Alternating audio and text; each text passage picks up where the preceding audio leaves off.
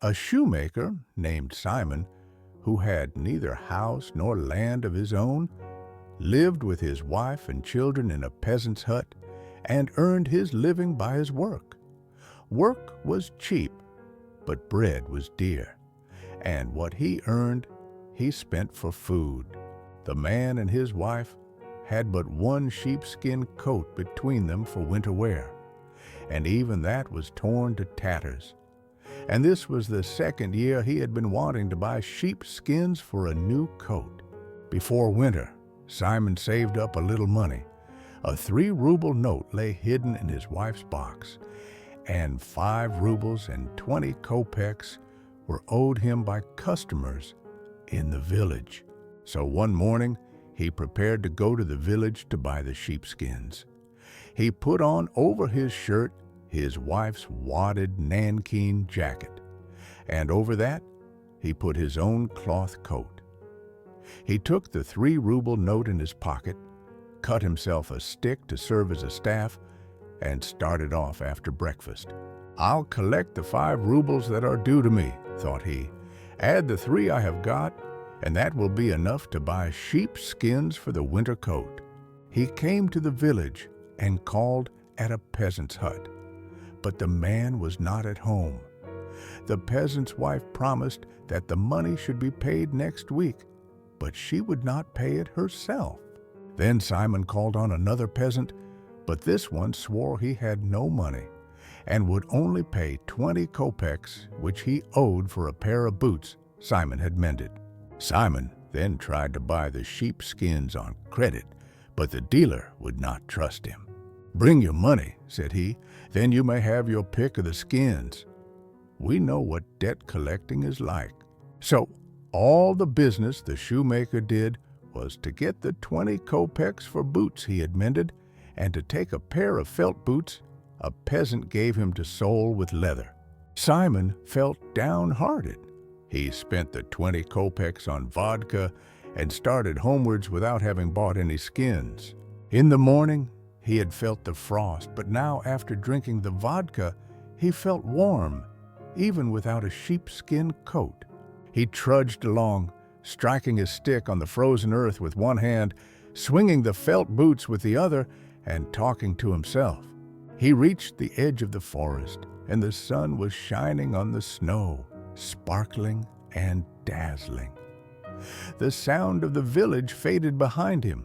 Simon walked on, feeling the crunch of the snow under his feet and enjoying the quiet of the winter morning. He thought about the sheepskins, about the coat he wanted to make, and about how hard life was.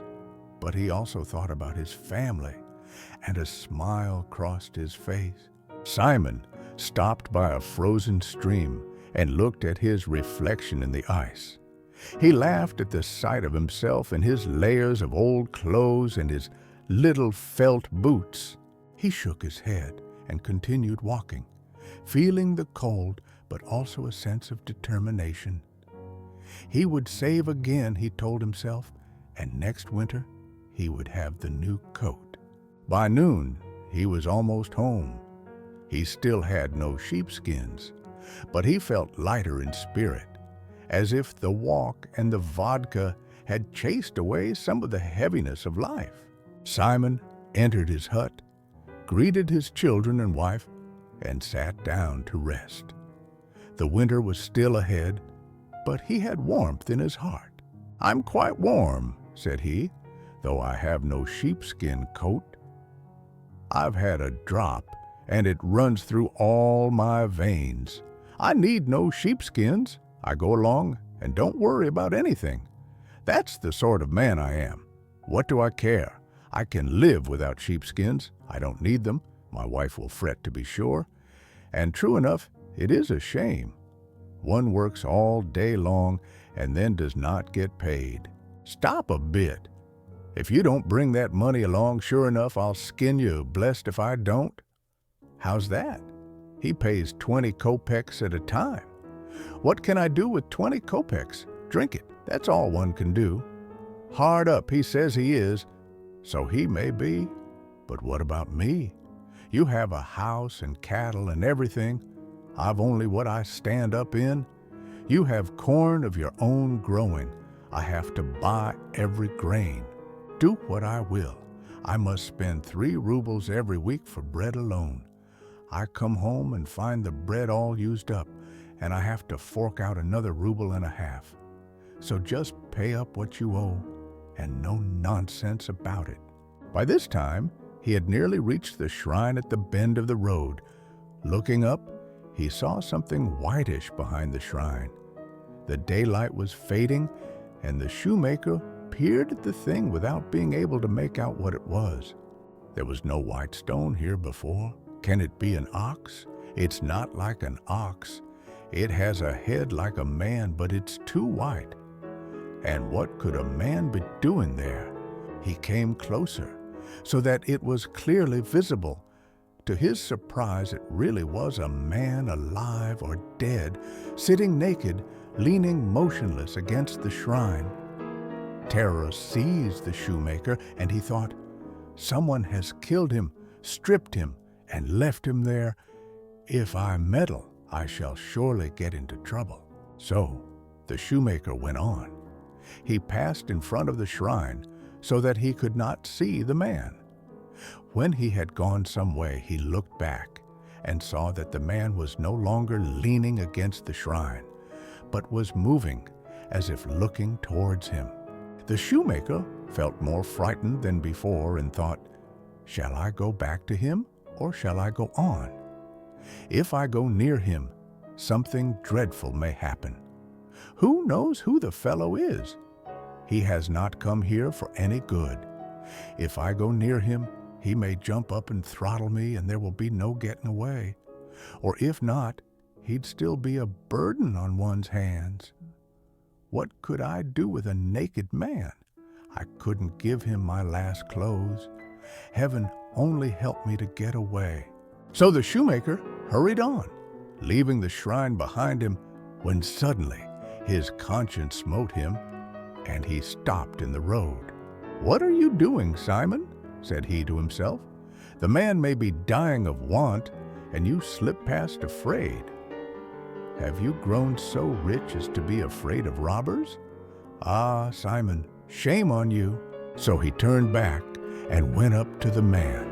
Simon approached the stranger, looked at him, and saw that he was a young man, fit, with no bruises on his body, only evidently freezing and frightened, and he sat there leaning back without looking up at Simon, as if too faint to lift his eyes. Simon went close to him, and then the man seemed to wake up.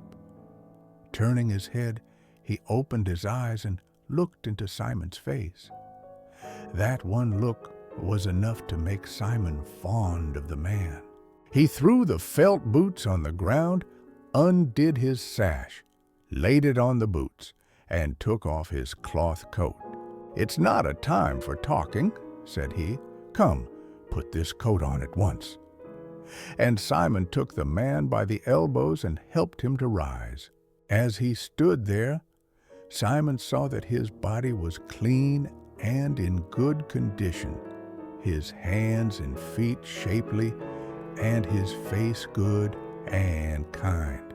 He threw his coat over the man's shoulders, but the latter could not find the sleeves.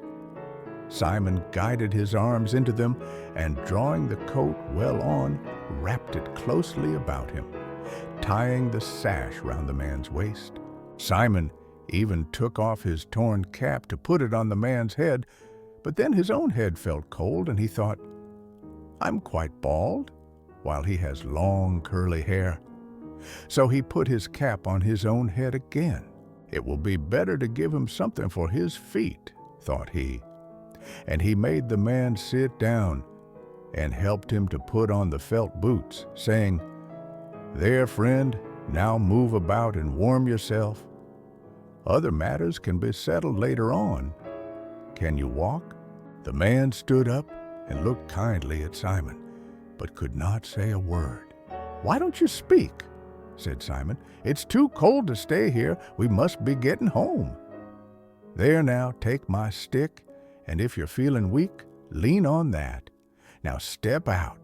The man started walking and moved easily, not lagging behind. As they went along, Simon asked him, "And where do you belong to?" "I'm not from these parts." "I thought as much. I know the folks hereabouts. But how did you come to be there by the shrine?" "I cannot tell." "Has someone been ill-treating you?" "No one has ill-treated me. God has punished me." Of course, God rules all. "Still, you'll have to find food and shelter somewhere. Where do you want to go to?" "It is all the same to me." Simon was amazed. The man did not look like a rogue, and he spoke gently, but yet he gave no account of himself. Still, Simon thought, who knows what may have happened? And he said to the stranger, "Well then, come home with me, and at least warm yourself a while." So Simon walked towards his home, and the stranger kept up with him, walking at his side. The wind had risen, and Simon felt it cold under his shirt. He was getting over his tipsiness by now, and began to feel the frost. He went along sniffling and wrapping his wife's coat round him, and he thought to himself, "There now, talk about sheepskins. I went out for sheepskins and come home without even a coat to my back. And what is more, I'm bringing a naked man along with me. Matryona won't be pleased." And when he thought of his wife, he felt sad. But when he looked at the stranger and remembered how he had looked up at him at the shrine, his heart was glad. Simon's wife had everything ready early that day. She had cut wood, brought water, fed the children, eaten her own meal, and now she sat thinking. She wondered when she ought to make bread, now or tomorrow. There was still a large piece left. "If Simon has had some dinner in town," thought she, "and does not eat much for supper, the bread will last out another day." She weighed the piece of bread in her hand again and again and thought, "I won't make any more today. We have only enough flour left to bake one batch. We can manage to make this last out till Friday." So Matryona put away the bread and sat down at the table to patch her husband's shirt. While she worked, she thought how her husband was buying skins for a winter coat. If only the dealer does not cheat him. My good man is much too simple. He cheats nobody, but any child can take him in. 8 rubles is a lot of money. He should get a good coat at that price. Not tanned skins, but still a proper winter coat. How difficult it was last winter to get on without a warm coat. Hardly had Matryona thought this when steps were heard on the threshold and someone entered. Matryona stuck her needle into her work and went out into the passage. There she saw 2 men, Simon, and with him a man without a hat and wearing felt boots. Matryona noticed at once that her husband smelt of spirits.